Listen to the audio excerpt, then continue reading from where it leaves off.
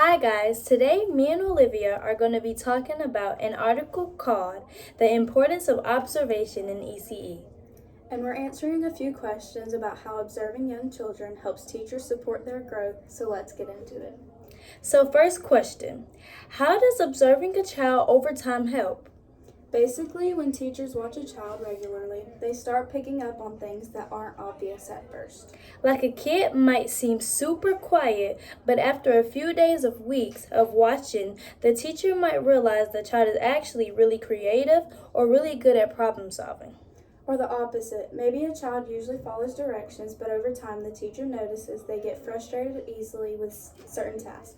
Those patterns help teachers catch challenges early so the child can get support. The article talks a lot about using observations to plan for each child.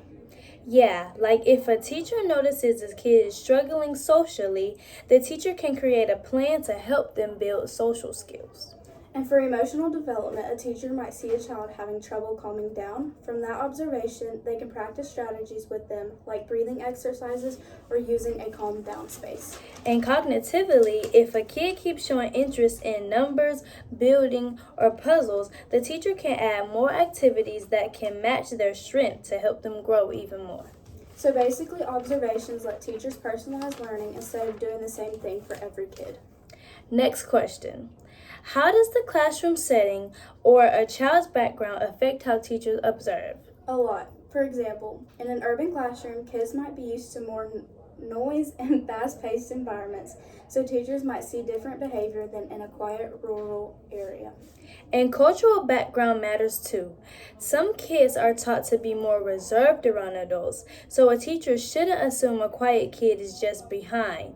They need to understand the child's culture before judging their behavior. Basically, teachers need to change how they observe and interpret behavior so they don't misread a child just because of where they're from and how they are raised.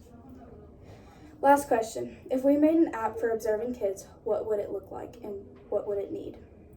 First, it should let the teachers write quick notes or upload photos and videos of activities. It should also sort observations into categories like social, emotional, cognitive, and physical development.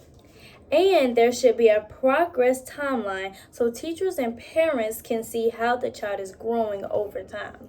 Plus alerts or reminders so teachers don't forget to check in on certain students. And a parent portal where parents can see updates without it being too overwhelming or confusing. That's our breakdown of the article and our answers to all the questions. Thanks for watching. Bye.